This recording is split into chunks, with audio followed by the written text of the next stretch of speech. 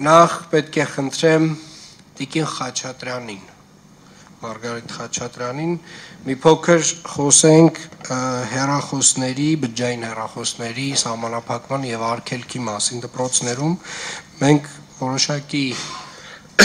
այդ թեմայով քննարկում բացեցինք եւ ակնհայտորեն Երևանում ծնողները մեծամասամբ բացահայտ ընկալունակ էին այդ հնարավոր սահմանափակումներին, ոչ միայն ընկալունակ էին, այլ նաև ավելի աջակցում էին եւ խրախուսում էին, եւ ես պետք է խնդրեմ Տիկին Խաչատրյան առաջարկեք այն լուծումները, որոնք որ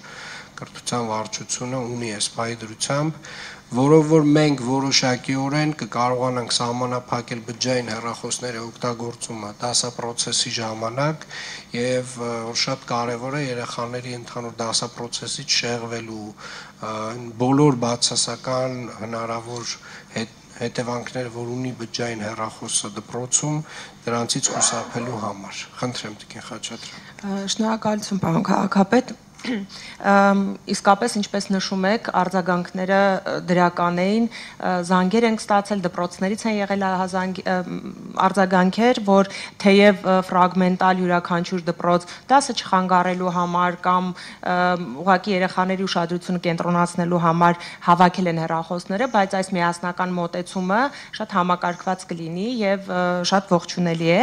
եւ այսպես ինչ ենք առաջարկում այս համատեքստում առաջինից 6-րդ դասարանցի սովորողներին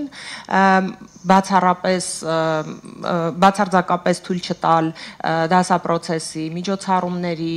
դասամիջոցների ժամանակ իրենց մոտ ունենալ միացված հեռախոսներ, առանձին դեպքերում, երբ երեխան ստիպված պետք է բերի հեռախոսը դպրոց, այն դասերի սկզբին կհանձնվի դասղեկին, համապատասխան պահման վայրում կլինի եւ միայն դասերի ավարտից հետո թույլ կտրվի վերցնել։ Իսկ 7-ից 12-րդ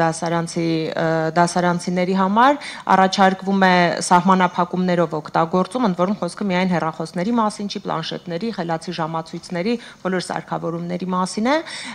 խիստ սահմանափակումներ, բացառապես կրթական նպատակներով եւ ուսուցչի հրահանգով եւ վերահսկողությամբ։ Դա կարող է շաբաթական 1-2 անգամ տեղի ունենալ։ Առաջարկվում է բոլոր դպրոցներում այս սահմանափակումները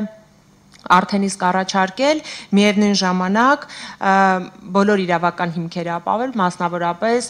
դպրոցի ներքին կարգապահական կանոններում ամրագրել անպայման, իրազեկել սովորողներին, նախապես ծնողներին, բոլոր հետևանքների մասին, այդ պայմանավորվածությունը ձեռք բերել, թե ինչ տեղի կունենա, եթե օրինակ այնուամենայնիվ երեխայի մոտ հայտնաբերվի հեռախոս, եւ նաեւ առաջարկում ենք 15 դպրոցներում, ինչը ընդհանուր դպրոցների 10%-ն է, որոնց բաշխվածությունը կլինի ըստ կրթական աստիճան սովորող թվի աշխարհագրության մոնիտորինգ իրականացնել եւ տարեվերջին իհարկե նախապես գնահատումը ունենալով մինչեւ տոտալ արգելումը եւ ապա տարեվերջին գնահատենք ֆիզիկական, սոցիալական, հոգեբանական ցուցանիշները, ակտիվությունը եւ իհարկե առաջադիմության որակը։ Չմոռանաք հավանել տեսանյութը եւ բաժանորդագրվել Civic AM-ի YouTube-յան էջին։